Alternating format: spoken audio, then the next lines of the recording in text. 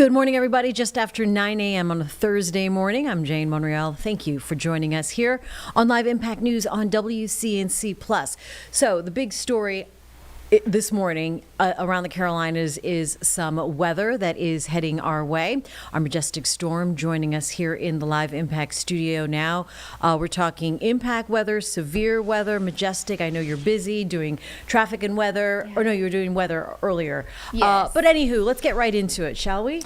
We should. I'm going to be on weather 2, Arlene. Let me just finish logging on here. Basically, we've been talking about a big storm system that we've been following for you all morning running long. Hold on, let me just get this going. I'm just No coming problem. from one That's okay. studio to the next. Yeah, you've been One busy, second. but Do what you need to do. we've got the radar up right now. Oh, okay. So whatever you load Perfect. up, because So is it tornado watch issue? Tornado watch was issued by the National Weather Service. So this is for South Carolina counties in general. So remember, a watch just means basically we're just watching the area. We're watching to see if the ingredients could come together for a little rotation to actually form within one of our cells.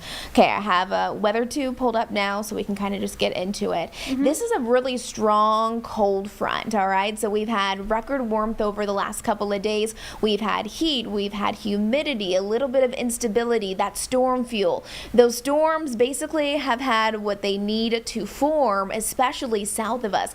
This morning I've been covering this in areas from Alabama into Georgia. We've seen multiple severe thunderstorm warnings issued. We've even seen multiple tornado warnings issues as well. Right now, this is our severe thunderstorm warning. This is in place. This is issued by the National Weather Service. So I'm going to look over here so I can see a little bit better. This is going to be ongoing until about 9:30 this morning. This is for Chester County. So it's not necessarily right in our viewing area right now. Chester County, you are included in this, but it's just to the west of you. You see that area shaded in red? That's heavy downpour rain. Radar has indicated that this storm, it's strong. It's bringing 60-mile-per-hour winds. Not only is it strong, it's moving fast, moving northeast at 60 miles an hour as well. So when that storm is producing 60-mile-per-hour winds, we're talking about down trees, down power lines, and this forecast is lining up pretty well because we knew that we would have these morning time storms, and we knew the biggest concern would be heavy rain and gusty winds, and that's what we're seeing right now. So we're watching that. You can see a second one that's starting to approach to the south of us, not necessarily right in our viewing area quite yet, but these South Carolina counties, I need you to be ready. I need you to be weather aware of what's going on, for one, because this is going to be problematic when it comes to those strong winds. Sometimes you don't need rotation in order for these storms to be quite dangerous, especially once you're talking about those strong straight line winds with winds up to 60 miles an hour. So you can see those highlighted areas. Again, those are issued by the National Weather Service. This one starting to move northeast. Even as we're looking towards Rock Hill, TK, let me see. I think I just timed this out for you. You can get a little timing of when it could actually move into your neighborhood. So we're seeing Chester there around 9:15. TK, you have about until 9:22. Rock Hill will also be included in this. These are these storms that just happen really fast. They have intensity to them. They have speed to them. Oftentimes, the leading edge of it just brings those strong damaging winds. So if your neighborhood is getting impacted by this, you honestly just want to stay inside. You don't need to go outside and look at these storms. Stay inside, kind of just stay more in the interior part of your house as well. We'll be watching to see if that one more to the south, just south of Chester County, does extend into our viewing area. But again, this is what we're watching, with the biggest concern being heavy rain and very strong winds. Now looking to the north, this is just outside of I-485. Pockets shaded in reds and oranges, those are our watch spots. That's where the rain is very intense. We're seeing that out towards Cedar Rock. We're seeing that just around the Statesville area, through Lake Norman, tracking eastward out towards Salisbury, Concord as well. So as far as travel goes, you know, we've been saying, hey, this is coming your way. If you want to avoid it, you kind of got to get out sooner rather than later, because while we do need the rain, I know we do, we've been talking about this for a while, the problem is the ground is so hard because of how dry it is. And then you have this rain that's just coming down so intensely and so fast, pockets of it at least, that it doesn't just absorb, it actually causes some minor flooding. From Huntersville to Mooresville, even Statesville, my goodness, I-77, not a great place to be traveling right now because of the rain that's coming down. Again, zooming it out, there's our big picture perspective. I understand not everyone has this rain quite yet, but for some of you who are dealing with the thick of things, I mean, this is a strong line of storms, and it is actually intensifying. So rain, wind, we've had some lightning strikes, so cloud to ground lightning also a concern there, and at this point it's just widespread rain for areas I-40 and north of that. National Weather Service does have this tornado watch that will be in place today for South Carolina counties until 1 o'clock this afternoon. So remember, there's a difference between a watch and a warning. A watch means we're just carefully watching the area because the ingredients may come all together for a tornado to form. A warning means you need to get to your safe place, that there could be a tornado on the ground. So right now we're under that watch period until 1 o'clock this afternoon to see if those storms do intensify.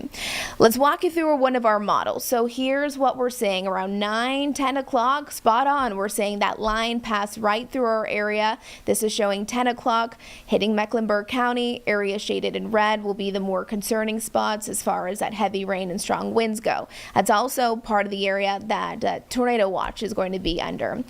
Temperatures. I want to focus in on temperatures as well because today is kind of one of those backward days where it's warm in the morning, but once that front passes, temperatures cool back behind it. Eventually, those winds will change. It's been windy this morning. That's why those temperatures are so warm right now, moving in from the south. Eventually, they'll change and they'll be moving in from the north and the northwest, and that is going to actually cool things down. In order for storms to really fire up and to get going, again, I've mentioned that they need warmth.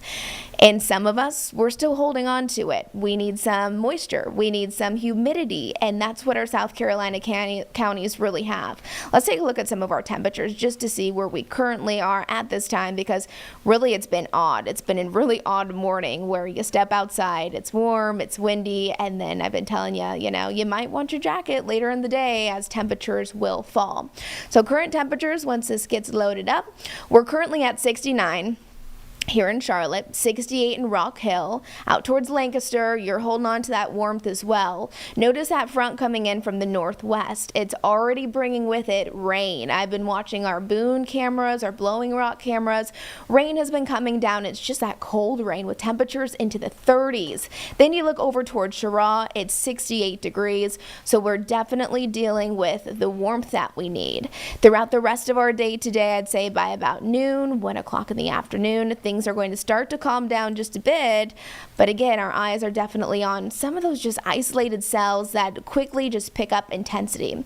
Over the next 12 hours, this is how things will play out.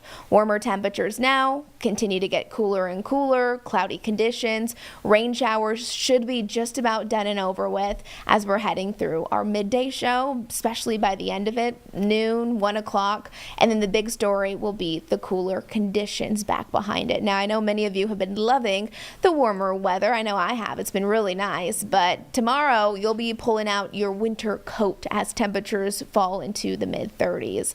Wind gusts really play another big part of our weather story, so let's hone in a little bit on this. As far as our winds go, they've been gusty. Again, a lot of them moving in still from the south. That's why we have the warm, moist air, and that's why some of those storms are developing. As we're heading into the later half of the day, those winds will start to change as that front pushes through from the northwest. So if you're in the mountains, you're already feeling it. We're all feeling the wind, but right now they're kind of just coming in from different spots. That front will eventually push through, and that kind of opens up the door for cooler air overall. Let's go over our Jerry Hunt Supercenter 7-day forecast quickly as we are looking at some big changes. Again, tonight is going to get chilly as we're heading into our Friday morning. Waking up, you'll make sure you have your heavy jacket. Any kids who have to wait by a school bus stop also will want it too. We put 69 degrees, but remember, that's around where we are right now. Into that 2, 3, 4 o'clock hour, we'll be into the 40s, so we have falling temperatures throughout the day. Overnight tonight, 35 degrees. It is going to be clear and cold tomorrow morning.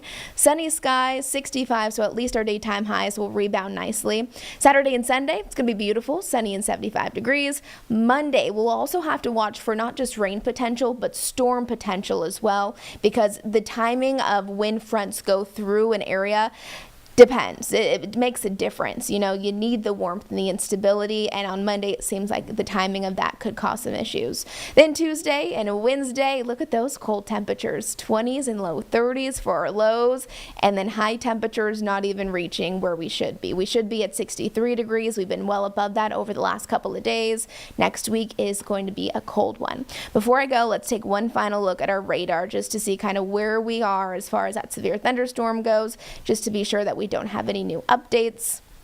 Again, if you're just joining us this morning, we are covering the strong line of thunderstorms that have been ongoing from Alabama into Georgia, and now they're starting to lift a little bit more northerly. So again, here we go. We're looking at the severe thunderstorm warning that's in place. That's going to stay in place now, 9:30 until 10:30. So we're watching areas like Rock Hill, TKK, Chester. That's where we have radar indicated strong winds up to 60 miles an hour. So down trees, down power lines will be possible with this, including that heavy rain. So you guys, we have a lot going on today. All right, so do you feel like this is going to be a fast-moving one? Is this going to be in the Charlotte area too?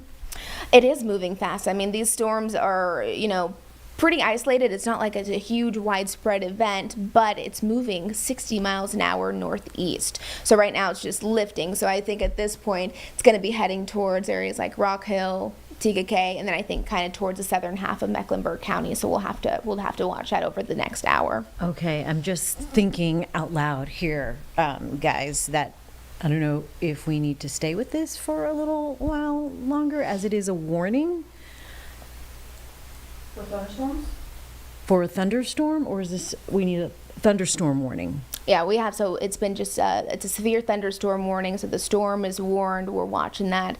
Can it have the ability to turn into a tornado warning? Yes. And so I did kind of come up with an idea of game plan with Sharif. So I'm going to head back into the studio. Okay. If it turns into a tornado warning, then we'll get back on air and cover that. Okay. All right. That sounds good. Majestic, thank you very much. Yeah, we have a full agenda this morning in our 9 o'clock, so we might be calling an audible here and there. But in the meantime, be careful out there. Take shelter if you can. Union County, Chester, as that is happening until hopefully expiring by 10 o'clock this morning. We'll hear more from Majestic. Carly, you got something? I tried to pull up as far down on our South Carolina cameras as we can go. This is about where York and Chester County kind of meet.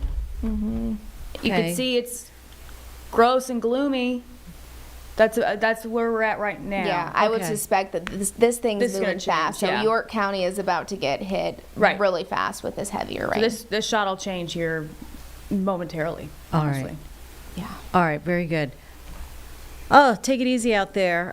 Not. Oh, I want to show you one other thing. Please. Sorry. No, that's okay. Brad just messaged us, and let me show you this. This is crazy. So we've Okay. been talking about severe weather, obviously, strong thunderstorms, heavy rain. Let me see. I got to pull up this camera. This is odd. I hope this pulls up. Hold on. Give it 1 second. Yeah, no problem. We're still looking at Let's the. see. Look. Oh, you, Look at you this. said that we would have snow. Look at this. Some of it This would turn is into wild, snow. you Yeah. guys. This is the Thanks, difference Brad. that front is making. Remember, the Right. warm, moist air working with instability, the humidity, the storm coverage, and then you head up to the mountains, and this is what we have in the This mountains is right wilding now. out. Mm-hmm.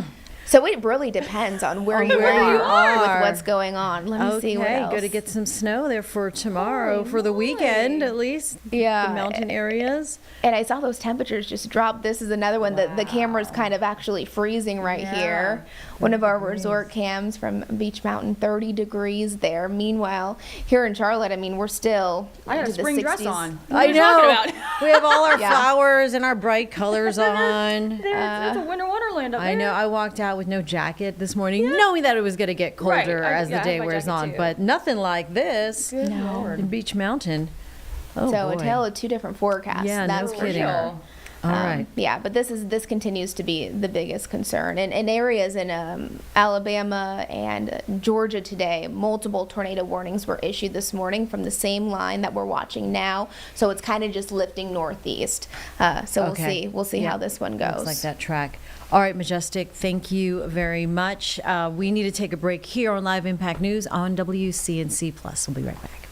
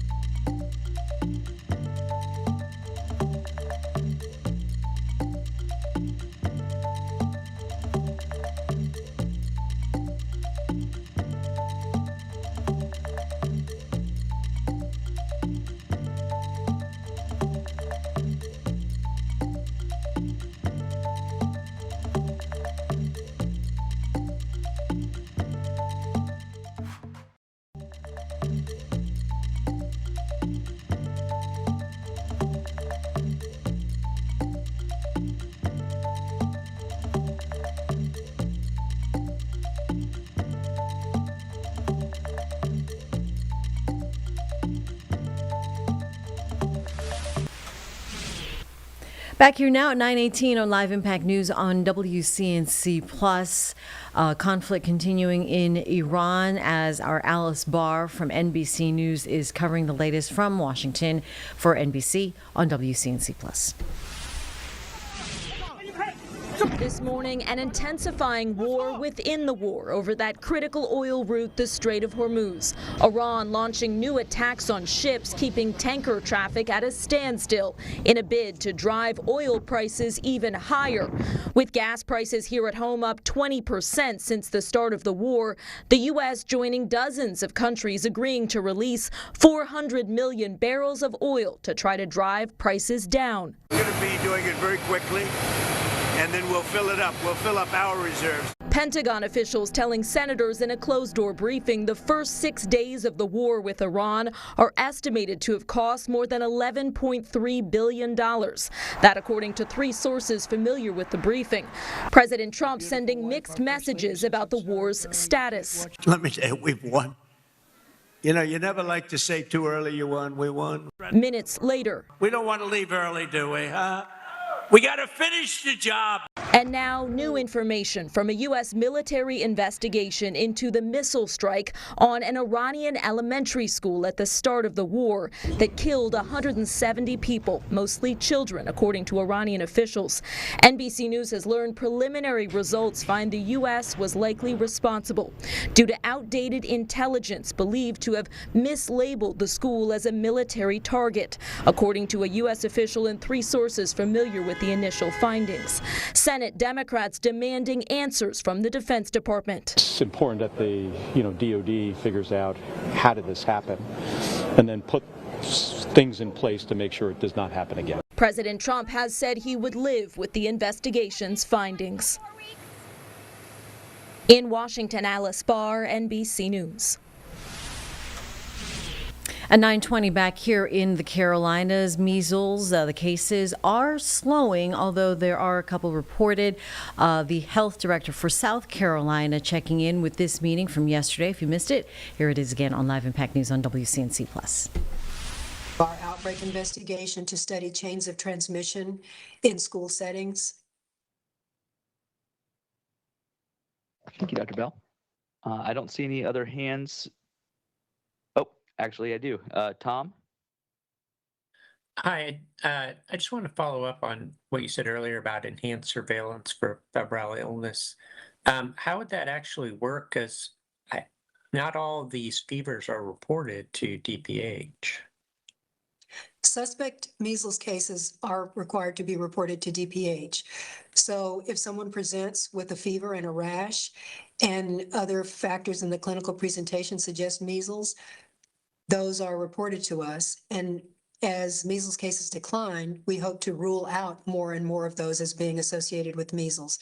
That's what we mean by enhanced surveillance. We make sure that providers are aware that we still need to keep a careful eye on any clinical presentations that could look like measles so that we can evaluate those, get them tested, or find out if they have epidemiologic links to known sources of exposure, and either rule them in or rule them out.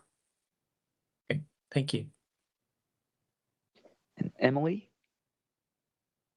Hi, yes. Thanks, Dr. Bell, for doing this. I was just wondering, I know you have expressed some concern with schools letting out for spring break about there, being another increase in cases, but are you fairly encouraged at this point now that many weeks have gone past and you've reported, 10 cases or fewer, that this outbreak is slowing down?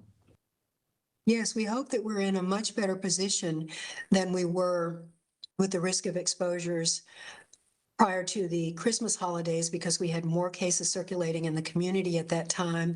And I think the social events and things like that associated with the Christmas holidays, church services and things like that are actually quite different from what we will see in spring break. So we're hopeful that we won't see anything that is similar to what happened prior to the Christmas holidays and during the Christmas holidays.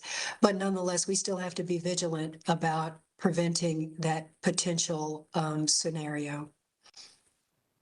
And are are you able to provide an update on vaccine uptake? I think back in January you said that was the most vaccines that you had seen, or the biggest increase you had seen in MMR vaccine uptake.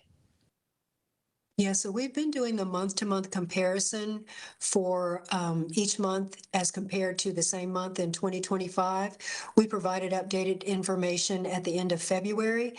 And so, and we also had, it also showed a continued increase in uptake in Spartanburg County, in the upstate and statewide as well.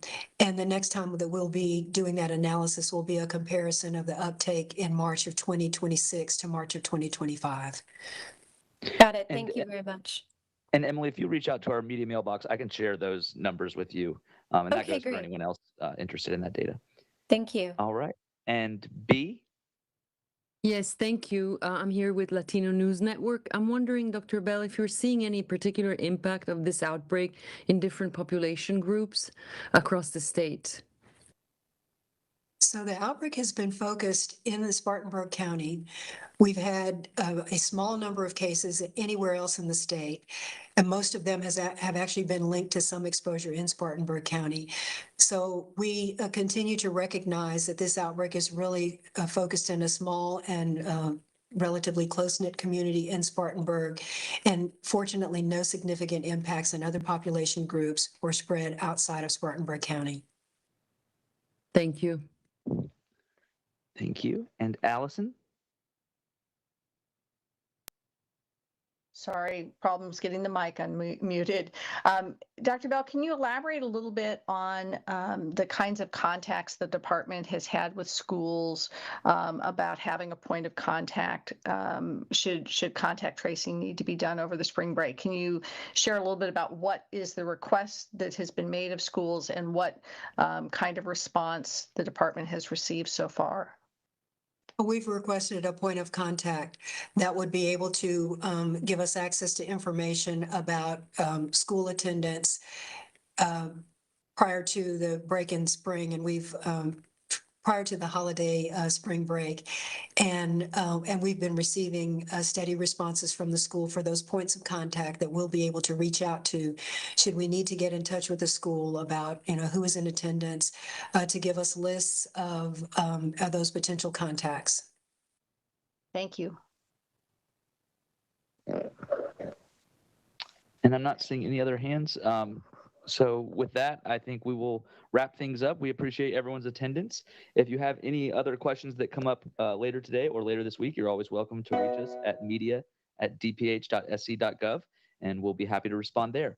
Dr. Bell, thank you for your time, and thanks everyone for attending. Thank you, everyone. And we'll continue to keep track of measles cases in both North and South Carolina. We need to take a break here on Live Impact News on WCNC Plus.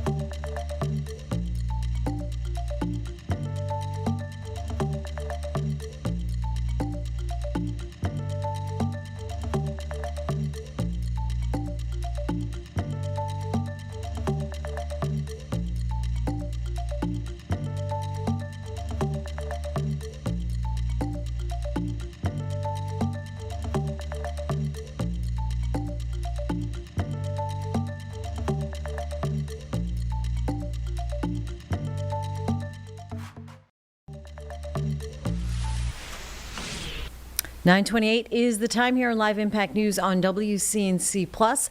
The United States getting ready for a major milestone this July 4th, 250 years since the signing of the Declaration of Independence. And the U.S. Mint is commemorating this occasion for the first time in a century. The nation's circulating coins, they are going to get a historic redesign. So here to tell us all about it and joining us on Live Impact News now is Paul Hollis, the director of the U.S. Mint. Paul, thanks for joining us this morning. Hey, it's my pleasure, and you're exactly right. In 100 years' time, the United States Mint has never done as many changes in our coin designs, and you'll start to see these in change real soon if you haven't already. Yeah, I have not seen them. So walk us through what we are going to see starting to change.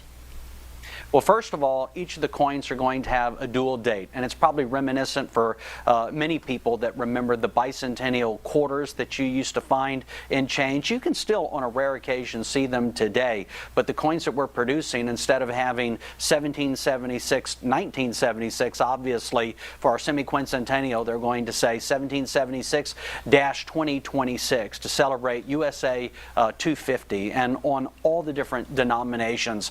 The really fantastic new designs, though, are the Emerging Liberty dime, which is stunning to behold. It's reminiscent of the very early coins that America used to produce, actually during the time period when George Washington was president in the late 1790s. The Mint first started producing coins actually in 1792, and when you look at the Emerging Liberty dime, if you ever wondered what coins looked like 200 years ago, that rendition of Lady Liberty is exactly that. And then there's going to be 5 new quarter designs that are really stunning to behold. And then what I really like is the Enduring Liberty half dollar, because it's a massive coin, and pretty much everybody remembers only the JFK half dollar that has been circulating in our lifetime. Some people remember the Franklin half, 1963 and prior, but the new Enduring Liberty half dollar is a rendition of liberty, looking forward to another 250 years of America's story. The United States Mint tasked with providing coins for commerce, but this year we do so much more than that. We tell America's story, and we connect America through our coins. If no one has collected a coin before, why should this be the one to start? I think this is one of those things where you'll get it at face value, so there's no real cost. And to live through this important milestone, it's an exciting time. It's an amazing event to celebrate America 250. I hope that many Americans do what my grandmother did for me when I was just a little kid. She had given me a peace dollar that was struck in the 1920s, and back then the Mint made these to celebrate peace following World War I. But that sparked an interest, a hobby, a love of coins and what they offer, a tangible link to America's story. And I hope that that is something that parents do with their children, or perhaps with their grandchildren. Give them a coin. The coins themselves tell our story. It's a tiny metallic canvas, but believe me, the designs are thoughtful. The way that we produce them are painstaking, and then in the end, there is something that is going to last, 20, 30, 50 years from now that will tell America's story. And importantly, during this year, America 250, a significant milestone in America's story. To make these coins and come up with the design, what was that process like? Take us a little bit behind the story. A lot of people assume that a design is, determined and within a month or two it goes into production. But as it should be, it is a collaborative process. There's a lot of, different voices that are heard. At the end of the day, it's the Secretary of the Treasury that gets to choose the design. But for the various coins that are going to be offered this year, I can assure you that there were probably hundreds of examples that were given consideration, that were discussed, and so it is a painstaking process. But the end of that is the recognition that America's story, especially during this year, be told. And two examples, I'll give the bookends. The Mayflower Compact quarter with the obverse of the coin featuring America's first president, President Washington, and then it goes all the way and through the Gettysburg Address quarter. And on the obverse of that coin, we're so used to seeing Lincoln on the Lincoln cent.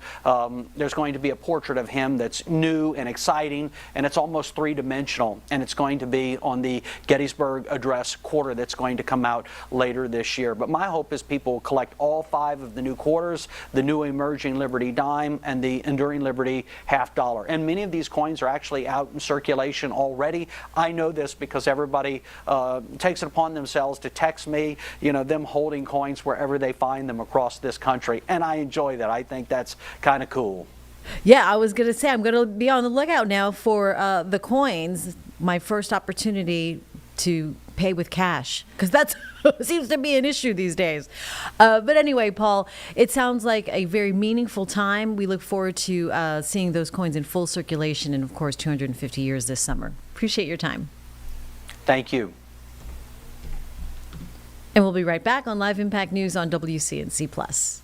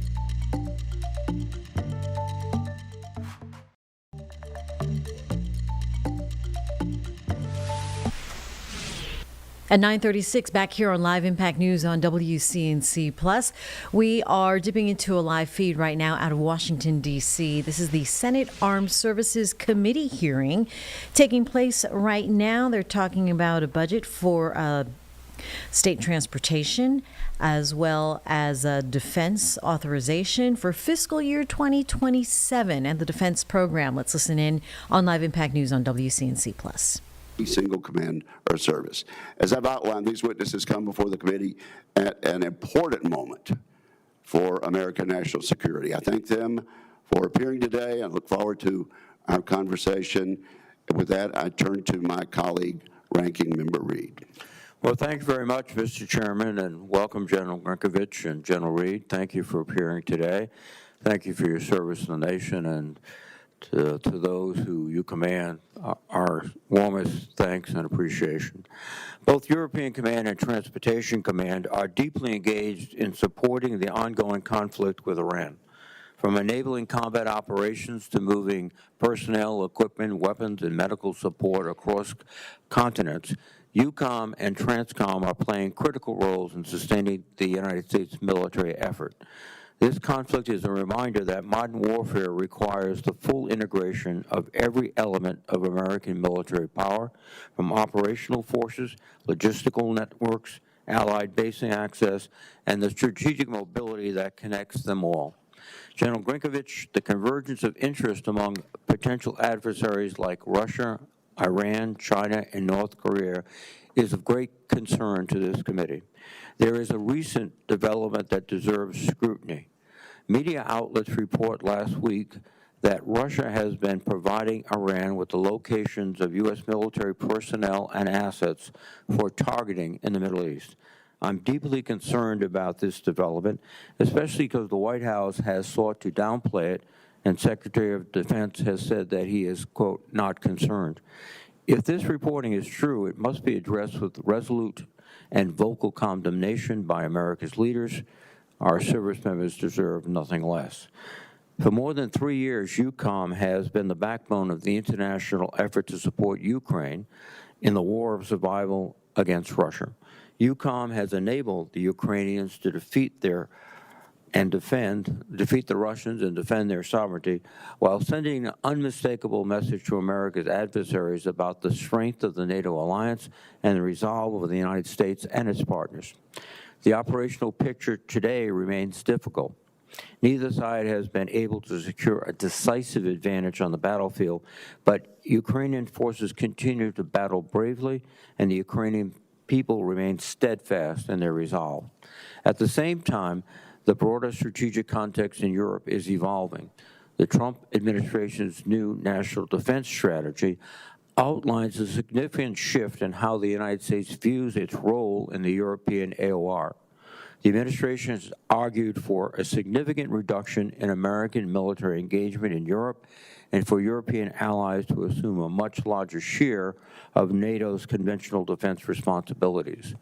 Strengthening Europe's own defense capabilities is an important and necessary goal, which, it should be noted, our European partners are already making impressive strides. But any significant shifts in the capabilities or capacity of the United States will offer to the NATO alliance must be carefully assessed and closely coordinated with our allies. Anything less than close coordination could create unnecessary gaps and increase risks during a period of significant geopolitical tension. I worry that the administration is singularly focused on the speed of transition and not the strategic implications of getting it wrong. General Grinkovich, I would ask for your perspective on this.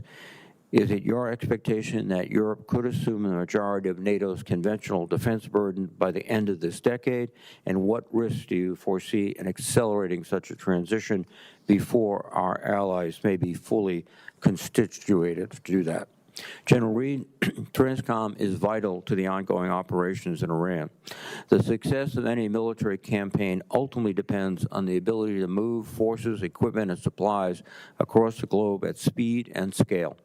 From strategic airlift and sea lift to aerial refueling and the movement of munitions between theaters, your command is the logistical network that allows the United States military to operate worldwide. I would appreciate an update on the demands these current operations are placing on TRANSCOM and your assessment of the command's readiness to sustain them while maintaining the capacity to respond to crises in other theaters. Looking further ahead, one of the most important challenges facing the Department of Defense is the problem of contested logistics. For decades, American military operations have benefited from secure sea and air lines of communication. However, we have reached a point where potential adversaries will likely target the logistics network that underpin U.S. military power. These threats could include attacks against forward bases, aircraft, and ships that resupply those bases, cyber attacks on the information technology systems that manage deployments, and even kinetic strikes against ports and airfields in the United States and abroad. General Reed, these vulnerabilities raise difficult questions about the survivability and resilience of the logistics systems on which our military depends. I would like an update on your command's efforts to address the contested logistics problem. In particular, how are you working with the military services to ensure that future logistics platforms and operational concepts are better suited to operate in a contested environment? Gentlemen, thank you again for your leadership and for the service of the men and women under your command. I look forward to your testimonies. Thank you, Mr. Chairman. Thank you, Senator Reed, and also thank you for giving them a preview of the questions you're going to ask. Who'd like to go first? General Grinkowicz, would you like to go first? You are recognized for your opening statement. Chairman Wicker and Ranking Member Reed and distinguished members of the committee, it's an honor to be here today representing the men and women of your European Command, and I'm also grateful to have Command Sergeant Major T.J. Holland, our Command Senior Enlisted Leader, joining me today. It is also a privilege to be here with my good friend, General Randall Reed. Throughout my career, I've seen firsthand the extraordinary capability U.S. transport. We'll get you back to that Senate hearing talking about funding the defense for fiscal year 27. First, a small break here on Live Impact News on WCNC Plus.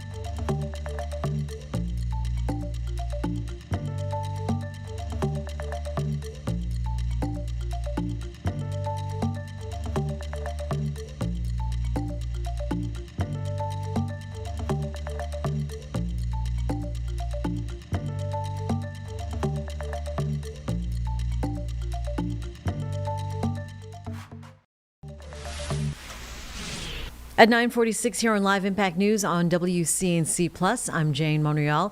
Whether you stop by for your favorite coffee shop, or you drop your kids off at the day center, or you call a repair service, chances are you are interacting with a franchise. And across the country, franchise businesses supporting more than 8 million jobs, generating around $900 billion in economic output. Who knew?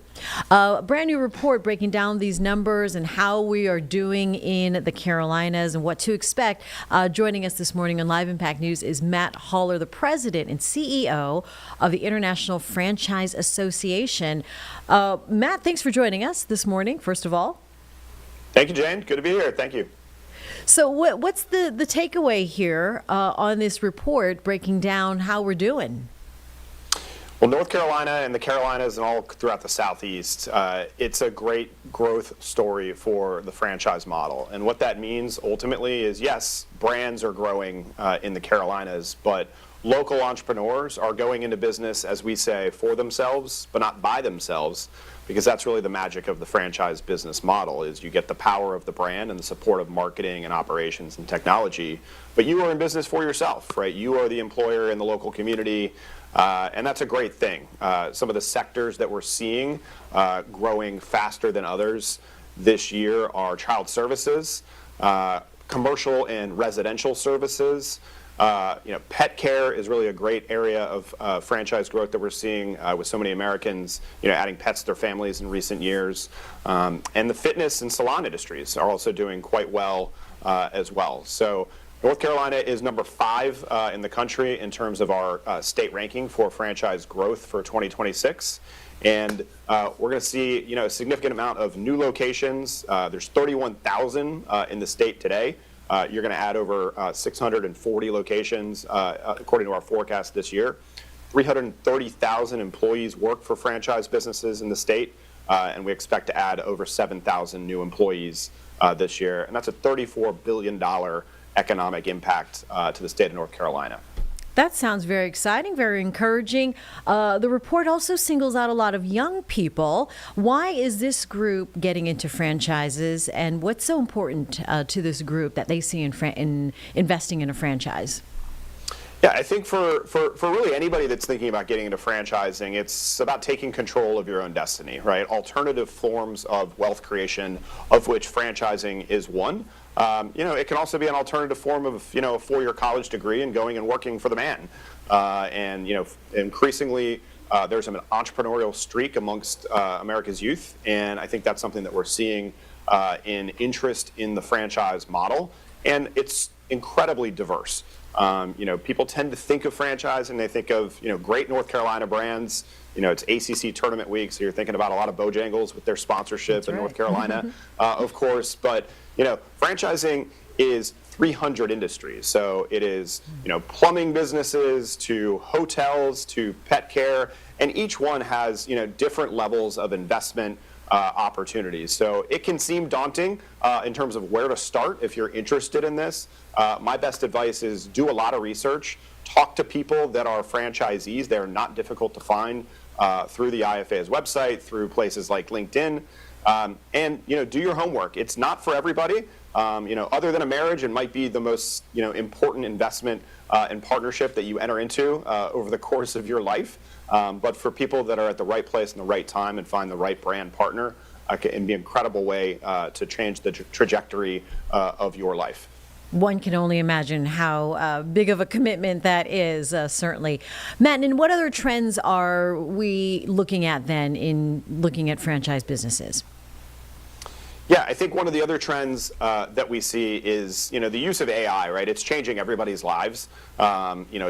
People are concerned about its impact on employment. I think the way that we look at artificial intelligence is, one, for people that might be transitioning out of a position, looking at going into franchise ownership. So that's one area and trend that we're looking at. The health and fitness industry, I think, is something that increasingly Americans are more focused on. That's an area that we're seeing a lot of growth in terms of the types of brands. Of course, we also have an aging population, so senior care and assisted living services, that's an area of growth for franchising. And also, lots of changing food habits are happening as Americans think about more healthy ways to eat, but also find convenience and value, which is something that franchises offer. A brand that's just recently added its 6th location in Charlotte, Chicken Salad Chick, is something that's both convenient, healthy, and an exciting thing that's been added to the state of Charlotte, just as or the area of Charlotte, just as one recent example. All right. Well, Carlene and I, when you said that, we were like, okay, yeah, I got it. Well, encouraging news all around for the Carolinas, Matt. We appreciate your time and letting us, giving us a little bit of the insight there on franchising and what it can do and is doing for all Americans. Matt Haller from the International Franchise Association, appreciate your time this morning. Thanks so much for having me. You bet. Get you back out now to Washington, D.C. with the hearing that is taking place. This is the Senate Armed Services Committee talking about funding for the defense fiscal year 27. We continue to listen in on Live Impact News. Because connectivity creates survivability. Distinguished members, your leadership positions U.S. Transcom to overcome any challenge. Together, we send the message that America's logistic outreach is unmatched. Our resolve is unbreakable. We are ready, united, and decisive, and that together we will always deliver. Thank you for the opportunity to represent U.S. Transcom and to answer your questions. Well, thank you both for your service. General G, I'm going to ask you to pronounce your name. Senator, it's Grinkowicz. Okay, with a witch. Okay, very good. Well, let me just ask you to answer a few questions briefly, and then I'll let you elaborate. Do you agree that the Russian military's lack of tactical skill has been exposed in the war in Ukraine? Senator, Russia invaded Ukraine thinking it would be a 2-week war. And as I heard a friend say recently, the hardest part of a short 2-week war is the first couple of years. And I think Putin has learned that because of the problems he's had with fielding a modern and effective force. In spite of that, do you agree that Russia has maintained the ability to wage war and continues to threaten our treaty allies in Europe? I do, Senator. And clearly, you've already said that Russia has demonstrated its ability to sustain high-intensity war for over 4 years. And I guess it's fair to say also that the public somehow over there is willing to suffer deprivation in pursuit of return to what they feel is Russian greatness. You agree with that statement? Senator, I do. I'd just say that, Putin as an autocrat is able to control the information environment in Russia, so the Russian people are probably not hearing all of the trials and tribulations that their forces are facing or understanding the high casualty rates of the Russian forces. And I guess it would be fair to say the elite in Russia are not feeling all of the negative effects that the general populace is feeling. I assess that's correct, Senator. Okay. NATO Secretary General and the German Chancellor have both publicly stated that Russia, once the war is over, will again pose a dire threat to Europe by the end of a decade. Do you agree with that? And I'll let you elaborate if you'd like. Senator, thank you. In Ukraine today, Russia has well over 500,000 troops. And so should the war in Ukraine end, which we all hope it does, we will have to see the contours of the agreement and then monitor Russian behavior to see what their intentions are. But from a purely military perspective, when 500,000 battle-hardened Russian troops are repositioned to other areas, we'll have to pay attention to that as a potential military threat and be cognizant of what it could pose to the alliance. Okay. We're delighted to see our European allies agree to the 5% and to do their fair share of their part of the burden sharing. How long do you think it's going to take for our European friends, once they've enacted this 5%, to build the capabilities and force structure needed to actually assume the lead role in the conventional defense of Europe? Yeah, Chairman, thank you. I agree with you that the agreement that made at the Hague summit to spend 5% of military spending is a tremendous accomplishment, and it shows how seriously the Europeans are taking their own security. Many nations are already on a pathway with 5 or 6 nations this year already near or above 5% of GDP. The biggest risk for those countries is now turning that money into actual military capability in their inventory, and that does take an industrial base that can deliver on time. So I see that as the biggest risk to them being able to achieve this on a quick timeline. So, from my perspective, I think we're looking at, different capabilities will show up at different times. It will be a gradual slope that will increase in the pace of European rearmament as the defense industrial base gets healthy. So I think you'll see it start slowly, and then as the industrial base investments take off, they'll be able to rearm quickly. So I would say by the end of this decade, they will have made great progress toward that. They won't be all the way there, but certainly by 2035, they will be. Okay, so by 2030, they will have made great progress, but they won't be there. By 2035, if their commitment continues, they should be able to be in the leadership position on that. Yes, Senator, I believe that's correct. Thank you very much. Senator Reid. Oh, thank you very much, Mr. Chairman. Thank you, gentlemen. General Reid, you have been quoted as saying that we must start a new program to modernize our strategic airlift, the C-5 and the C-17. I know you can't disclose details of the forthcoming budget proposals, but are you confident that we'll begin that process of modernization this year? Senator, thank you for the question. Strategic airlift is one of the most critical capabilities that we provide. It's what we call the immediate force when our nation needs to respond right away. That's how we get the force quickly projected out of the country and to the point of need.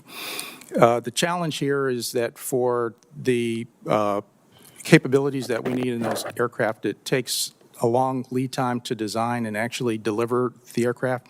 C-5s and C-17s are capable today. Thank you for the investment for the upkeep, but the time has passed now to start on the development of the next platform. In that platform, not only will it have to be able to do the things of the C-5 and the C-17 today, but we're also going to make sure that we have secure communications, that the platform will have the awareness of the space around it for the crews to be aware of what's going on around them. And at the same time, it needs to be as survivable as we can create. Thank you. Thank you. General Grinkovich, one of the... And you've been watching Senate hearing on defense spending for 27 with the Senate. We're going to take a break here on Live Impact News on WCNC Plus.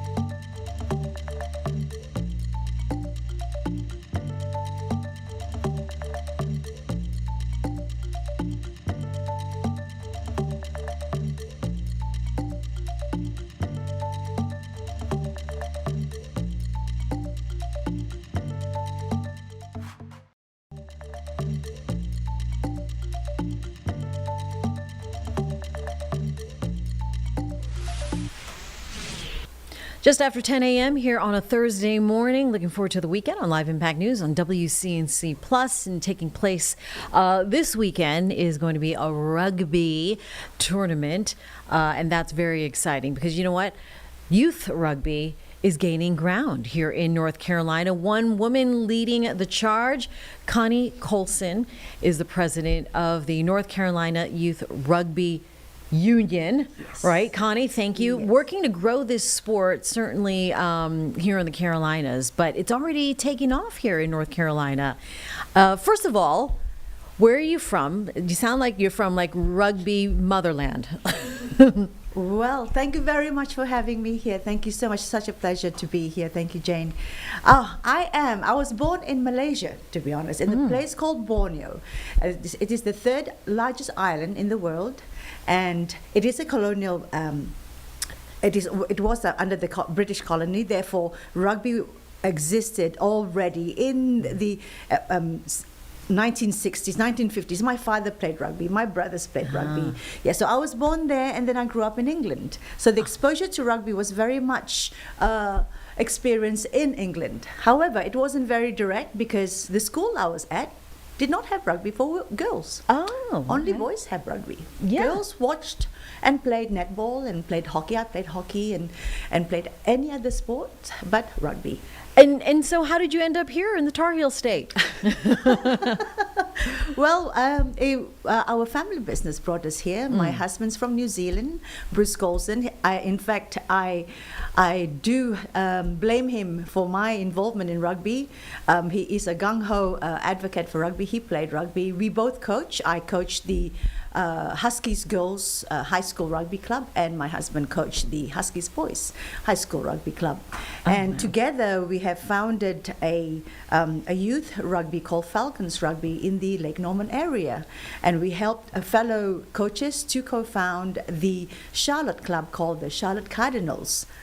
Youth Rugby Club. And because of our business, it brought us to New Zealand. We were in the sheet pile industry, and we hunted down rugby clubs to be able to decide where to live. Oh wow! Yeah. Okay. We followed our rugby nose to see. Okay, if this place has rugby, we're good. But initially, we were supposed to be in Houston, Texas, in the Woodlands, and Woodlands have a really great rugby environment. However, we spent a summer there, and it was absolutely hot. And coming from Malaysia, I've lived in 7 countries. My last country was in Hong Kong. And summer was excruciating, so I did not like heat. Okay. Yep. So you wanted mild? Yes, I wanted temperatures. mild. We had no idea about North Carolina. A Canadian friend, in fact, a Canadian associate in business said, I lived in Davison, maybe. Bruce, you should take your wife to Davison, North Carolina. By the lake. We didn't know there was a lake.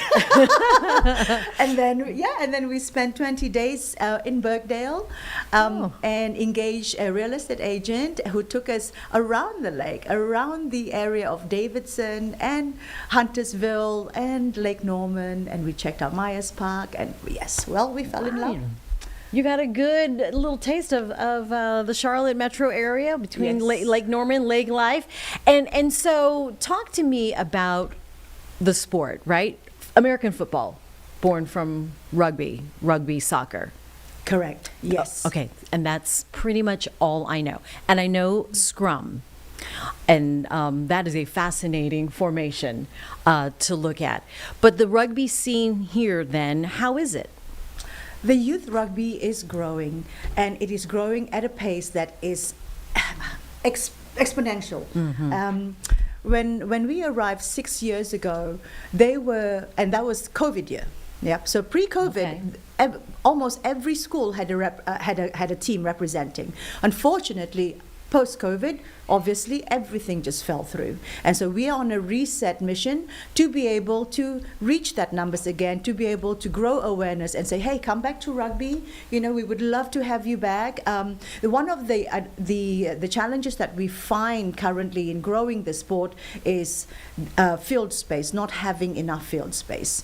Yeah, and obviously with all the other sports vying for this precious field sport, so we also have to queue up and wait for our opportunity to be able to use these facilities. I am on a mission to grow girls rugby. Yeah. Yes, it's a mission very close to heart. Love it.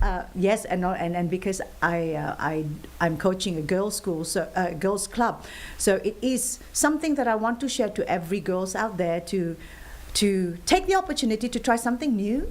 You know, it's new. It's something you've never done before. Get out of your comfort zone, and you never know, you might be good at it. Yeah, I mean, what kind of skills does it teach, and who is the right player for you, or does it matter? Rugby is a game for all. Game for all. Shape. Yep, for all shape and sizes.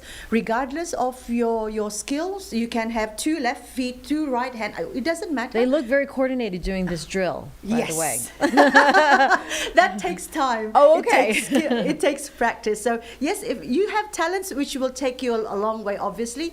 But the fact, if you have interest and curiosity, that's already a great start for rugby. To be able to join a team where everybody is needed. So this is a sport that has no tryouts. That's good. Rugby is where you show up and you play. Every player is important in a rugby game. Although obviously we have positions, we have the forward packs, and then we have the backs. So when you are talking about the scrum is a high energy tussle for the forward packs. And if you look at the, and most people will refer to the adults game because they'll see this, for the men, this big humongous dudes. totally. They are huge. And so there will be, the scrum is, in fact, it's a close contact where for 8 forward packs, they bind together, and then the scrum half will feed the ball in the center, and then they'll have to hook the ball to the back of their team. The person who hooked the ball is called a hooker. It's the only sport that utilizes that term, and actually That is appropriate. Yes. It's okay to be called the hooker in rugby. And proud of it. Okay, Yes. and be proud of it. Yes. And Connie, so what regions or areas are you looking to prioritize your search in expanding the sport here in North Carolina or the Charlotte area? Primarily for the girls zone, obviously, we are looking at all the major counties. When I say major, only because of the convenience. Yeah. There have been quite a few inquiries for us to set up rugby clubs, but again, the population is not there. So and maybe they don't have the support of coaches. So we need places like Raleigh. We need places in Durham, in Southern Pines, in Clayton areas, and we need places in there's a place in called Sand Hills Shark. There's a club there that's looking for players. We need players everywhere, all over North Carolina. Yeah, Charlotte primarily. We have 2 teams. We have the Charlotte Cardinals, and we have the Huskies Rugby. Right now is our spring club season, so we are actively playing our game. We have a game last weekend, which was hosted by Clayton, and these are youth and high school. So we are constantly recruiting. So come and join, come down to whichever club that's close to you. If you don't know which club that's close to you, reach out to us. We're at ncyru.com. Yeah, we have our Instagram, we have our Facebook. Yeah, just reach out and we will direct you to the club or to the people that are involved. Age range? Age range for the youth, we have under 8 all the way through under 14s, boys and girls. Okay. Yeah, and for the high school, obviously, it's all grade. Yeah, under 19. And for parents, of course, they ask about safety protocols. What is entail, like as far as the physicality of the sport? Yes, well, rugby is a very physical sport. Mm-hmm. It is one of the most high contact sport, which again requires, so the bigger the hits, the bigger the love. That's what I say. The bigger the love, okay. Oh yes, you have, it's the bigger the love. Yeah. And in rugby, it's a very specific and technical sport because the rules says you are not allowed to tackle above the sternum. Every tackle must be made below the sternum. Yeah, the head should be out of contact. Yeah, you need to wrap your players. Therefore, which means if you're wrapping, then you're falling with them. So the person with a rugby ball, this is size 5 rugby ball. Yeah, let's look at.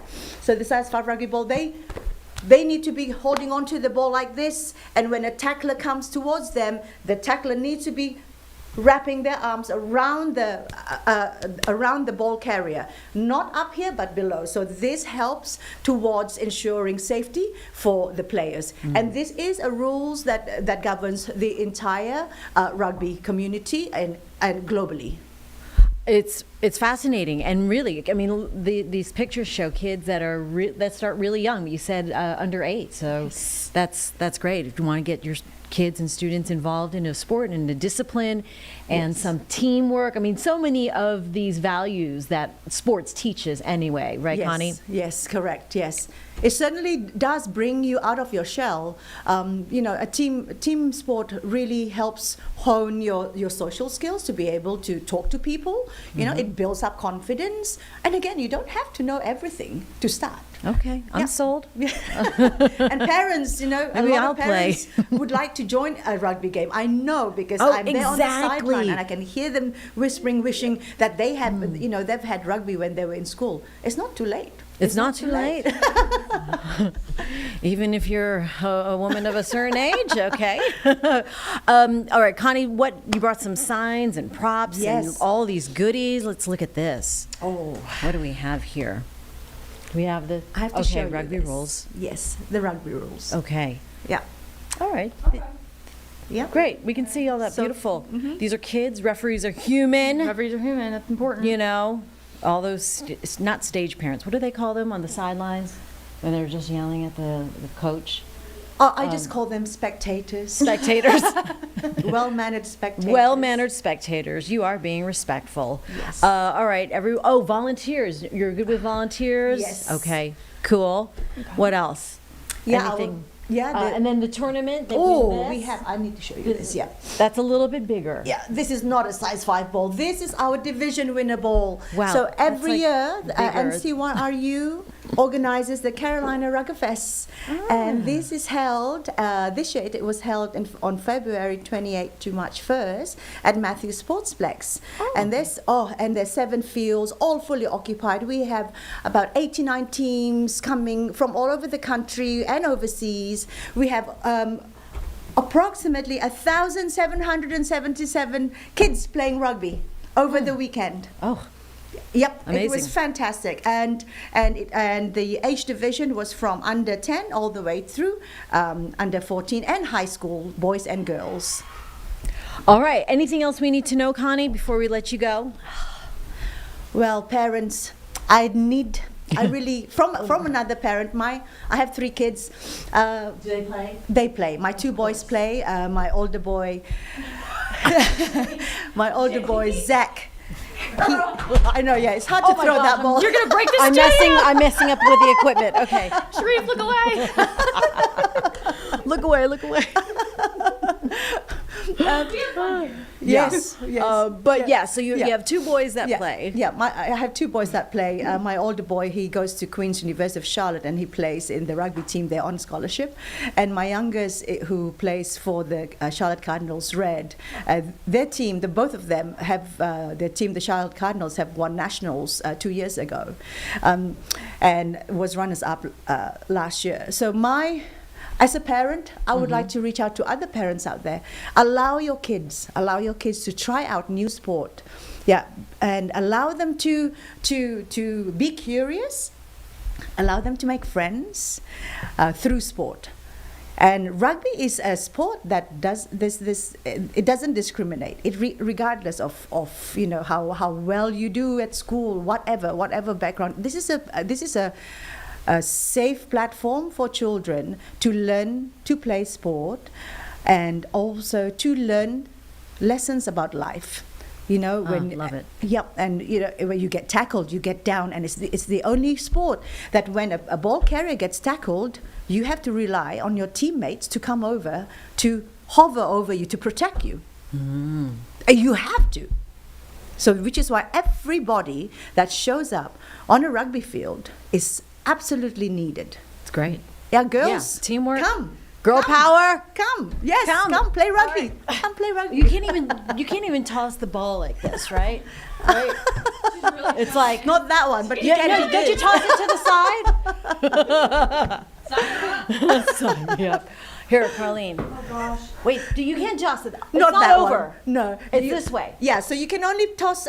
You can only pass the rugby ball either sideways or behind. So no forward passes. The only way you can take the ball forward, is to you either kick it forward and run. Okay, you're behind. There you go. No, I did there to the side. And she did a turn. So we have, that's right.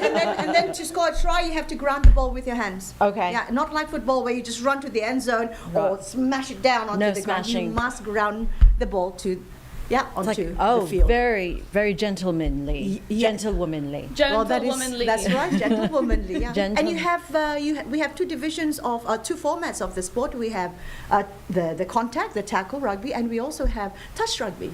So touch rugby was developed as a training tools for players who are playing contact. Okay. Yeah. Without the contact.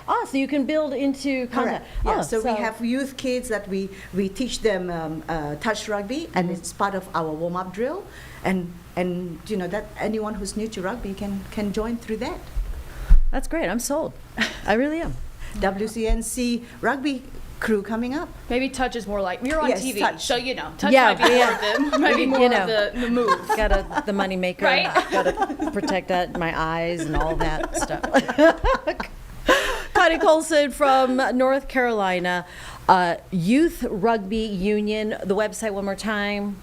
Yeah, ncyru.com. YRU.com. Yeah, NCYRU, or get us on Facebook or Instagram. Well, that was great, and I really, I agree. All of the disciplines that you learn, that you take off the field, that's what sports and team sports particularly give young kids as they grow up. So, great stuff there. Thanks, Connie. Appreciate very it. That was much. fun. Got to work on my what is this called? A toss? Your pass. Oh, my pass. Yeah, your my pass. pass. All right. I'm going to We'll get pass there. this to the break. Well deserved. Live Impact News on WCNC Plus. We'll see you in 2.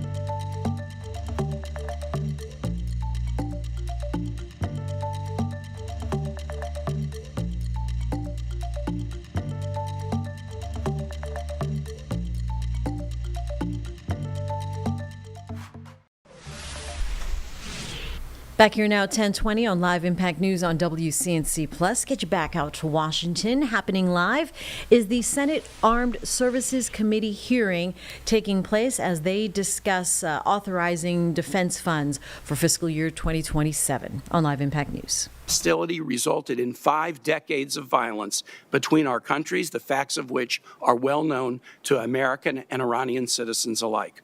Iran engages in dangerous behavior toward the U.S., its neighbors, and its citizens. But does that danger, more than 6,000 miles from our shores, warrant the sacrifice of our troops, the killing of innocent civilians, and the expense of billions of taxpayer dollars? If more war between Iran and the United States were the answer, we would have found it sometime in the last 73 years. We had a diplomatic off-ramp to decades of hostility in the Iranian nuclear deal that the U.S. and Iran, together with our European allies plus China and Russia, negotiated in 2015. President Trump's decision to abandon that deal, even though it was working and even though many of his closest advisors told him to maintain it, ushered in a sharp spike of Iranian aggression. American troops are dying because this nation's political leadership tragically abandoned diplomacy. We owe our troops better than this. They serve with such skill and bravery, but as our experiences in Vietnam and Iraq have shown, the bravest patriotic service cannot overcome poor civilian decision-making, whether by a president grown too fond of war or a Congress unwilling to provide a check against such behavior. Virginians feel this deeply. One of the first casualties of the war, Chief Warrant Officer Robert Marzon, lived in Spotsylvania County. Hundreds of Virginians are now deployed with the Ford Carrier Strike Group. More have received orders that they'll deploy with the Bush Carrier Strike Group. Their families ask me, have we learned nothing From 25 years of war in the Middle East, more than 14,000 American troops and contractors dead, more than 65,000 injured, more than $8 trillion spent that could have gone to our education, our healthcare, or economic development. Have we learned nothing? Like all in this room, I pray that this war ends soon. Virginians have suffered this year as a sputtering economy burdened by tariffs and chaos produces higher prices, fewer jobs, and slower growth. Gas has gone up 60 cents a gallon in the last 11 days, costing Virginians nearly $5 million a day just in increased fuel costs. We need a president who will honor his promises to avoid foreign wars of choice and strengthen the economy here at home. And we need a Congress who will not stand silent as these promises are broken. I yield back. Senator Scott, you are recognized. Thank you, Chairman. First, I want to thank our troops. I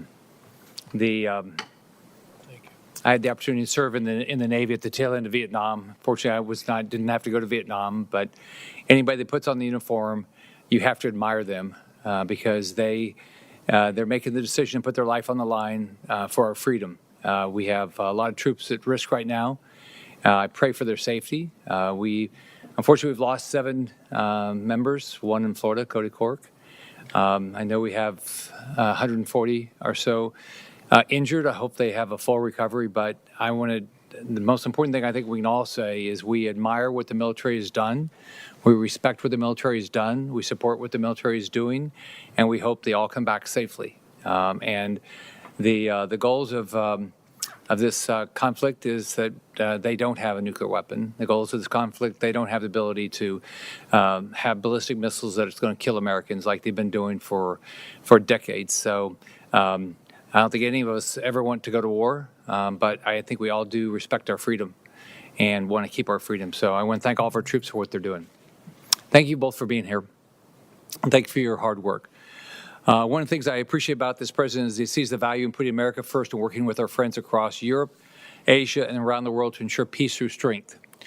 Over the past few years, I've had the opportunity to visit a lot of our allies. Last year, I went to Denmark, Estonia, and Finland, all of which are doing their part to increase their national defense spending. They all had great things to say about President Trump's efforts in the defense space and as a partner. But a number of our allies have been frustrated with being told as a matter of policy that they can't buy U.S. weapons, and the White House and the Secretary I know have had to deal with that. Nevertheless, the problem I want to focus on today is that they're also frustrated with the foreign military sales program. Frankly, I understand why.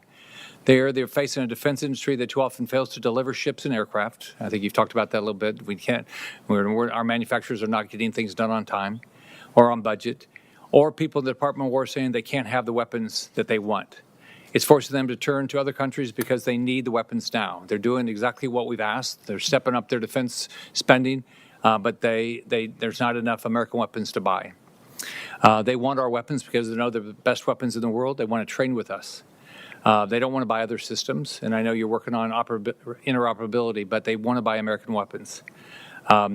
What's unfortunate is the President and Secretary have made clear why it's good for our allies to buy American-made ships, aircraft, and weapons. It creates good-paying jobs in America, allows our allies to fight their own fights and do it with the best weaponry in the world. And when I've gone over, I've said the most important thing is you've got to defend yourself. We'll be a partner, but we're not going to be your first line of defense.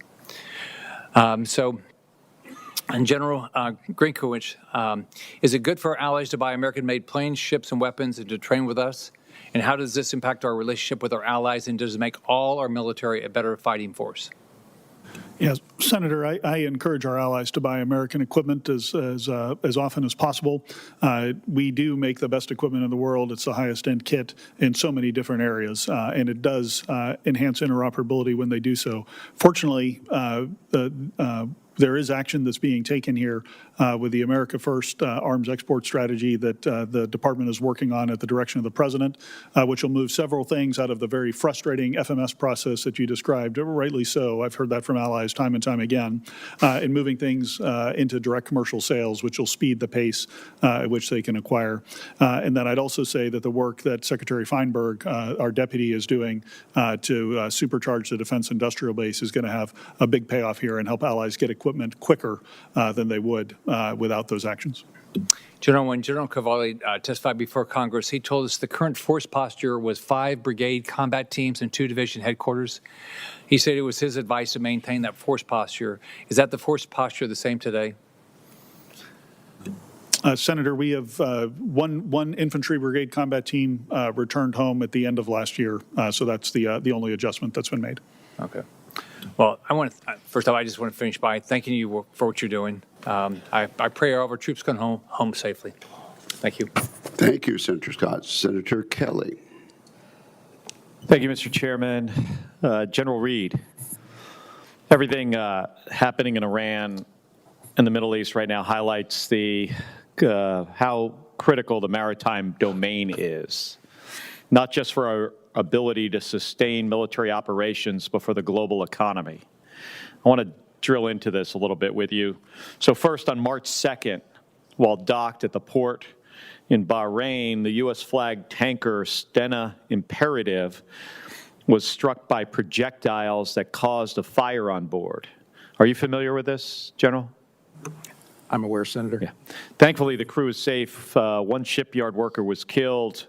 That vessel's part of MARAD's tanker security program. Is that correct? That's correct. And how many tankers are enrolled in that program? Sir, the program is fully subscribed at this point, and it's upwards of 60. Upwards of 60. Excuse me, if you're talking about the tanker security program. Yes. Yes, we currently have 10 that are funded. Okay, 10 that are funded. This ship, Stena Imperative, was one of those. It's now damaged. So obviously not a large fleet, 10 ships. So when even just one of these vessels is damaged or unavailable, it can have an outsized impact. Is that correct? That's correct. So in your opening statement, you highlighted the importance of the commercial maritime industry to Transcom's strategic sea lift capability during a crisis. And I agree with that. But what we're seeing in the Middle East also demonstrates that we need to do more to support the commercial industry we rely on. So let me ask a practical question here. So since Transcom relies on commercial vessels that require insurance, what happens when no one is willing to insure ships that are operating in a conflict zone? Senator, thanks to the emergency program of the Tanker Security Program, the value of that for U.S. Transportation Command is the fact that we have assured access to those ships.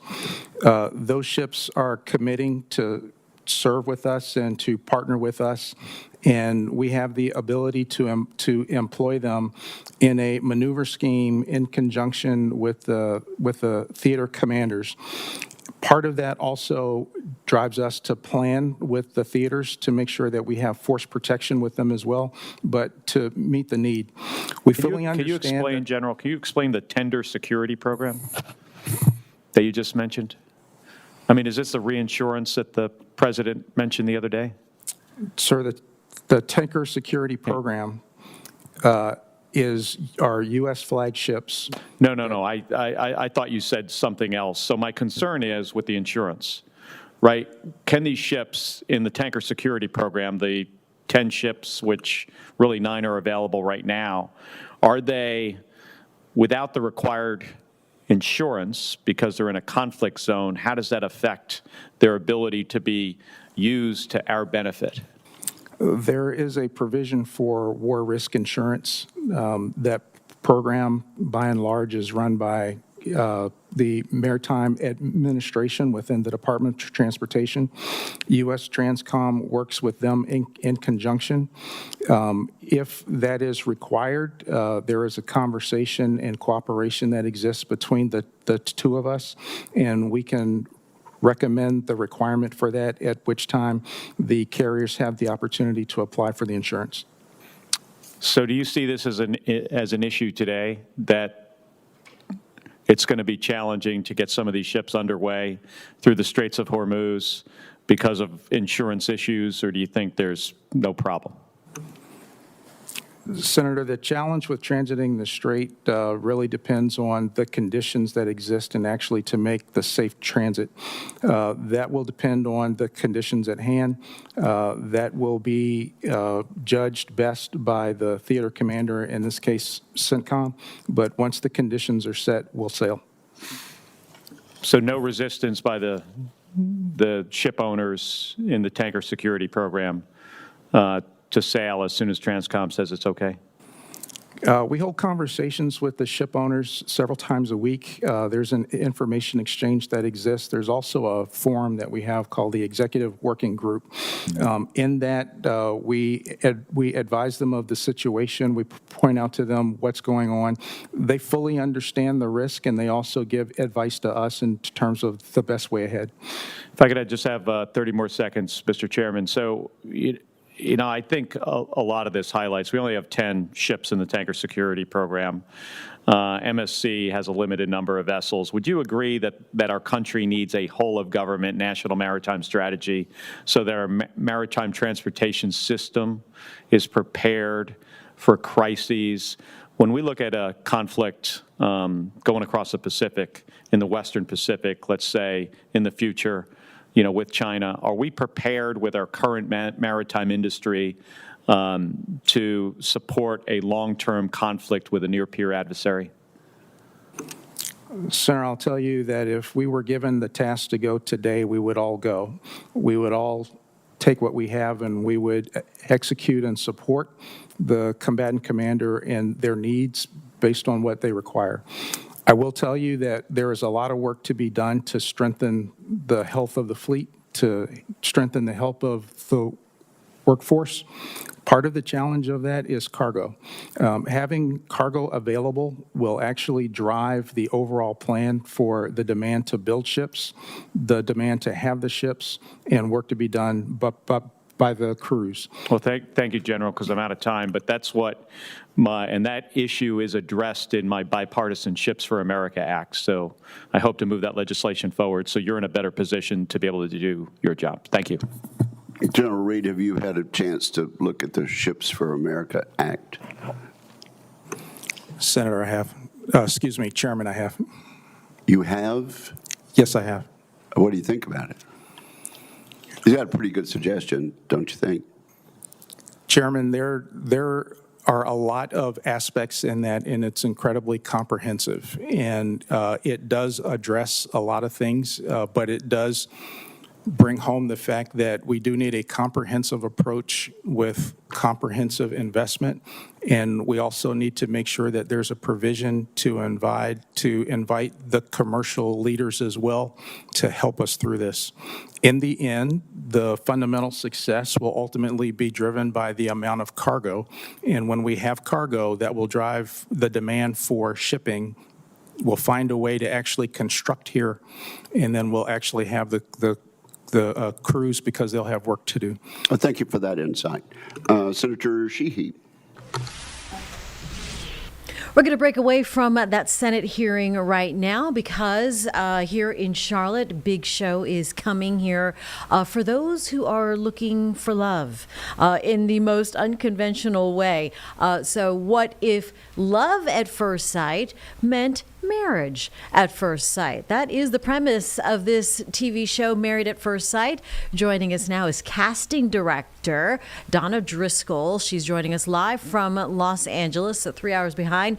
Donna, thanks for getting up early to join us to talk about what you need, what you're looking for with these brave singles here in Charlotte. Thank you so much for having me. We're really excited to be in Charlotte. We actually picked Charlotte for a very specific reason, that it's a city that is filled with young professionals, and it's a very diverse community.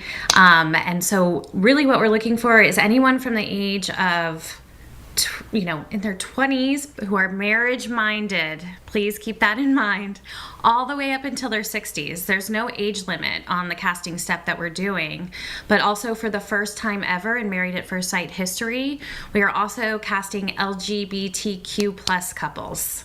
Oh. So that's a Married at First Sight first on the US version, which we're really, really excited about. All right, so for viewers who have never seen Married at First Sight, describe the show. What makes it different from other dating or coupling shows?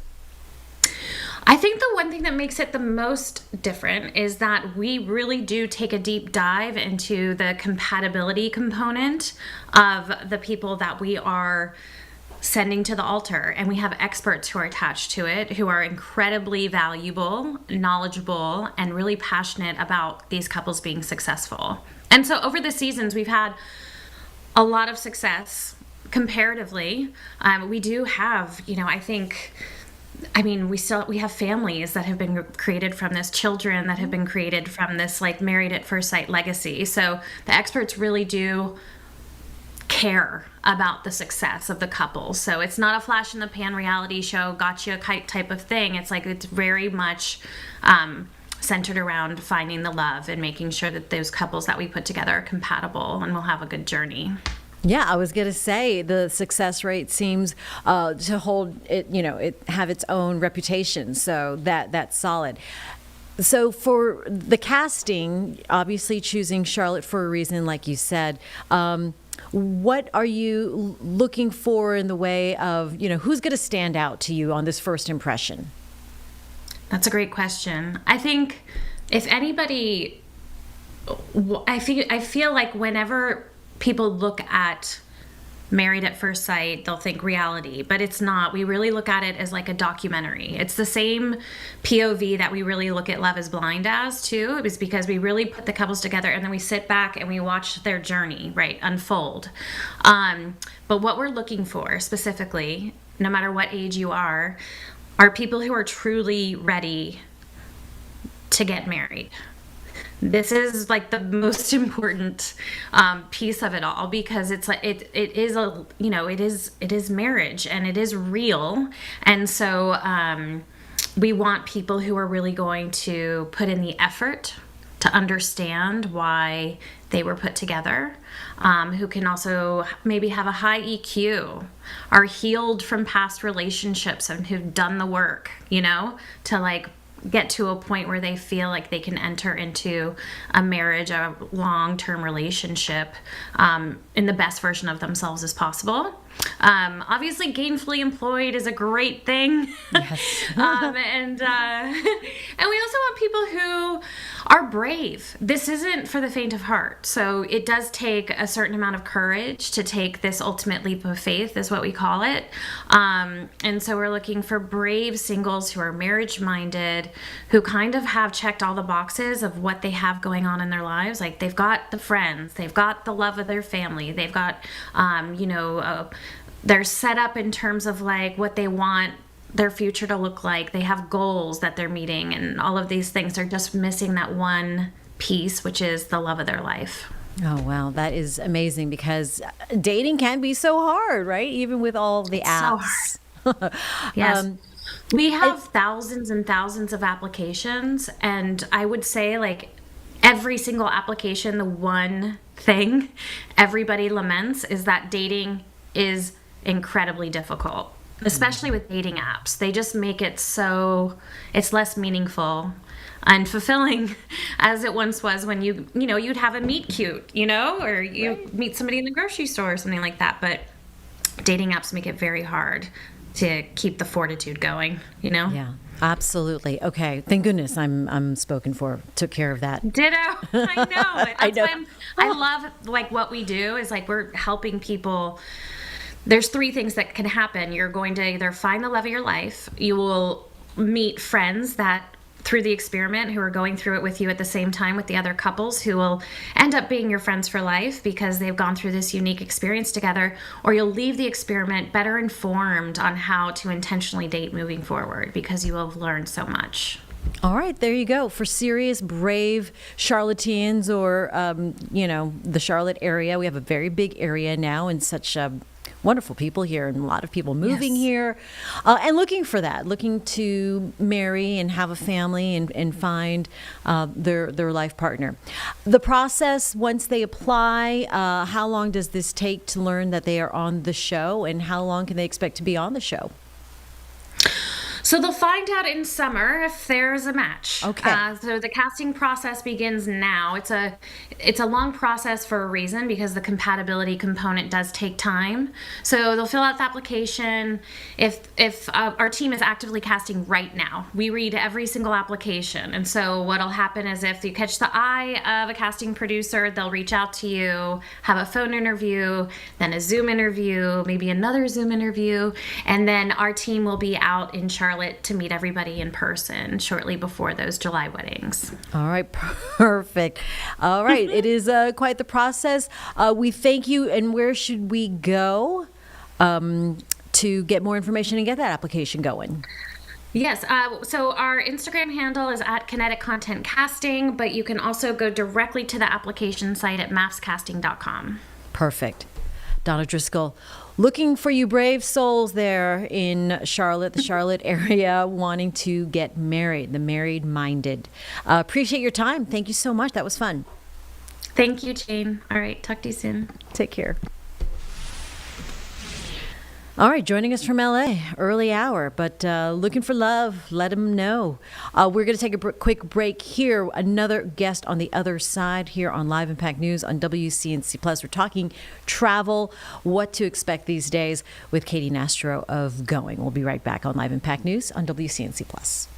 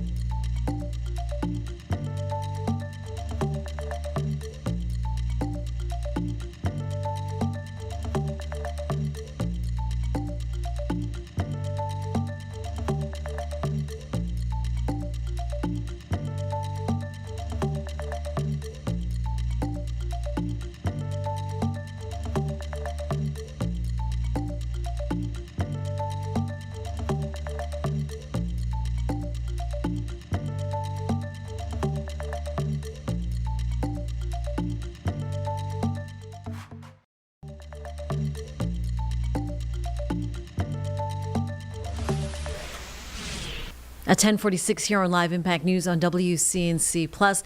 So we know it's spring break for a lot of folks, and others are just planning that trip, hopefully trying to get away.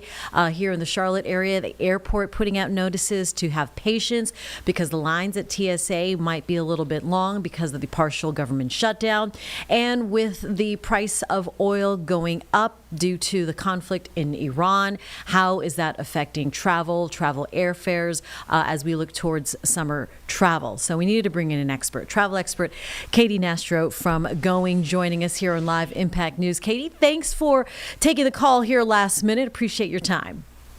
Yeah, of course. Thank you so much for having me.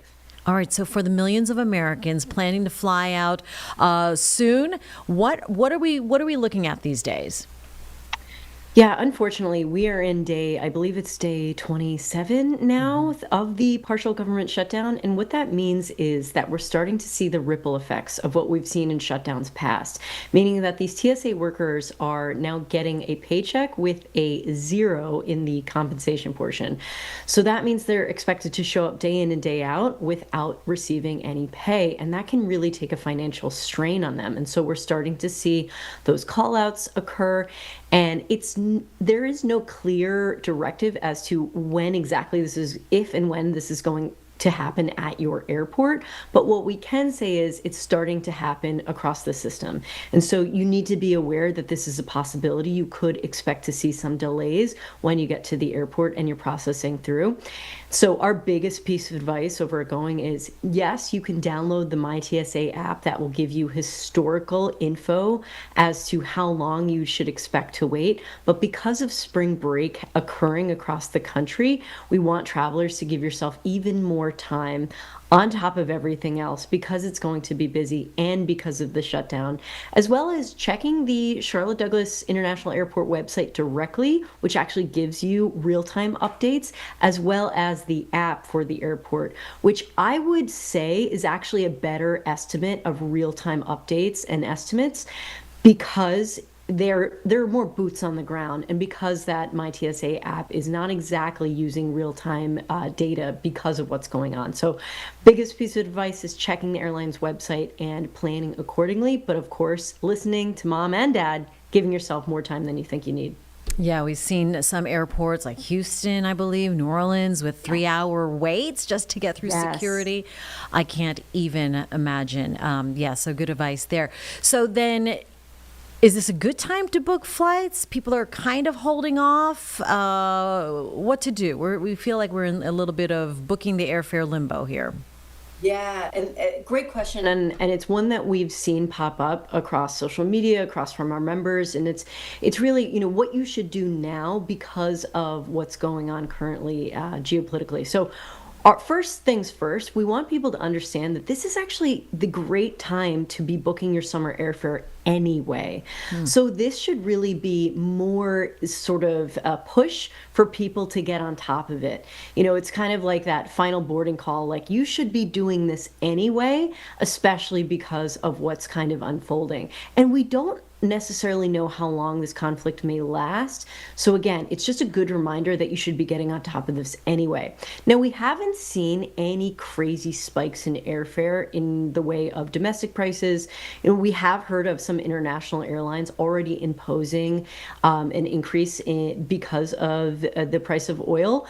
Those are specific international carriers. That's not necessarily a U.S. carrier that has come out and rightly said that they're going to increase fares by X percentage. So we don't want to cause alarm, but we do want people to be aware and just encourage them to be booking their summer travels anyway. But one thing that we would encourage people to do, even if it's a little bit more on the upfront cost, book that main economy ticket, because you want that flexibility to be able to take advantage of any price fluctuations that we're likely to see, because volatility is certain for the future. Nothing is certain except volatility in the sort of short and medium term. So when you book a main economy ticket versus basic economy ticket, you're able to call the airline and get that repriced at that lower cost and then get the credit back. So you're able to then use that credit for future times when we might see airfare sort of spike. So biggest piece of advice is give yourself that flexibility and the opportunity to take advantage of price drops by booking that main economy ticket versus a basic economy fare. And let's talk real quick about safety for those, I know a lot of folks have Dubai as a bucket list, for example, going to regions of the Mideast, which are now dealing with level 3, level 4 safety advisories, parts of Mexico last month with the cartel happening, but that's not all of Mexico. What do you say to folks who have these bucket list trips and that are now concerned about what's happening in different parts of the world? Having concern for international travel right now is definitely a valid sort of knee-jerk response, but we don't want people to just go in with fear for every single trip that they're about to take. Now, obviously, there are areas of the world that it is in your best interest to avoid for the current time period, but that doesn't necessarily mean 9 months from now, 12 months from now, that you won't be able to travel and tick off that bucket list trip to, say, Dubai or elsewhere. So we want people to be aware of what's going on, but then also remember that the world is a big place, not to go into it blindly, but to equip yourself with the necessary documentation or announcements or just any sort of information that will give you the best sort of peace of mind when you do travel. One thing I sort of love to point to is the Foley Foundation has this really great resource for travelers, as sort of a travel safety guide. And one of the things that they talk about within it is this rule of stupids. And it's just a good reminder. Don't do anything stupid with stupid people at stupid times of the day, especially at night. So sort of just a funny but very timely reminder that, if your spidey senses are off, if you're feeling unsure, or are you going to even enjoy your trip at all, or are you just going to be worried the entire time? It's a good idea to maybe reassess and rethink of rebooking for the future. Good words. Good reminders, and I'm going to remember that certainly as well. Don't be stupid. Yes, we all can take a page out of the rule of stupid sometimes. Oh, that's good. When it boils down to it, right? Katie Nastro from Going, appreciate your time and weighing in on what's happening. A lot of eyes are on the travel industry and what they should do. All right, appreciate you. Thanks. Yeah, thanks so much. And we'll be right back on Live Impact News on WCNC Plus.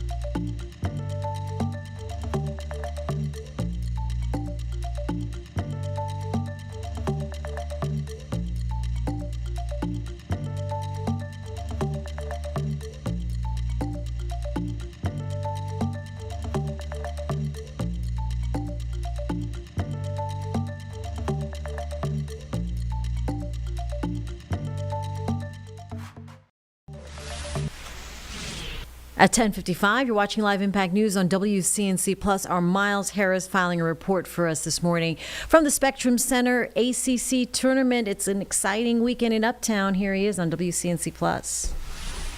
What is going on, guys? We are inside the Spectrum Center where we are expecting and really anticipating another day of intense, entertaining, dramatic basketball that'll take here center court. Calm before the storm, as some would call it here, right? Quiet, as we actually see Coach Wade from NC State taking the court, walking around right now. But it should be, again, another exciting time for some basketball. North Carolina State, they were able to get things turned around from the regular season cold streak that they had. Got a win over Pitt yesterday, and so those They'll be in action taking on Virginia at noon on this court.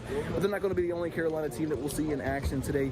Duke will be taking on Florida State at 7 p.m., followed by North Carolina, who will take on Clemson, another Carolina team, at 9:30. So again, tons of action and definitely a good time for the Carolinas to see some pretty good basketball. I got to see when Miami's playing today. I know they are C3 ACC. That's going to do it for us. We are learning that South Carolina Representative James Clyburn is seeking re-election at 85 years old. More on that on WCNC Charlotte. Have a great morning.